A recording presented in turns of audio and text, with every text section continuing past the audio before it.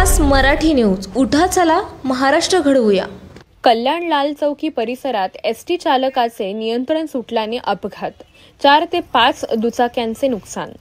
कल्याणहून भिवंडीच्या जाणाऱ्या राज्य परिवहन महामंडळाच्या एसटी बसने लाल चौकी परिसरातील 4 दुचाकींना धडक दिल्याची घटना घडली आहे.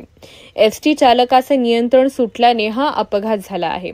ज्या नागरिकांच्या गाड्यांचे नुकसान झाले आहे त्या नुकसान भरपाईची मागणी नागरिकांनी केली आहे. आपले कल्याण प्रतिनिधी नवनवीन अपडेटसाठी पाहत रहा 20-24 तास मराठी न्यूज.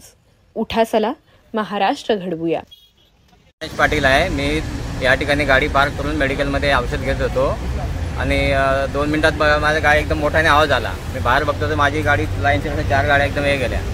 ड्रायव्हर बोलतो माझं BP लो झाला का शुगर लो झाली म्हणून माझं कंट्रोल गाडीवरून सुटलं बा असं. मग एसटी महामंडळाने यांचं मेडिकल फिटनेस कसं काय करतात हे समजत नाही ना साहेब. मेडिकल फिटनेस झालं पाहिजे यांचं. आता ती कंडक्टर बाई बोलते की त्याचं शुगर लो झाली म्हणून त्याला चक्कर आली, पण आता आमच्या गाड्यांचं नुकसान झालं याचं काय करणार. माझ्या समोर तर 4 गाड्या इथं आहेत.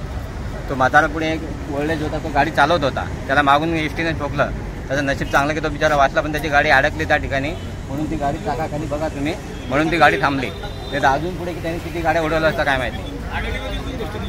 किती वाजता झाला प्रकार? आता एक 15 मिनिटं झाली फक्त बस.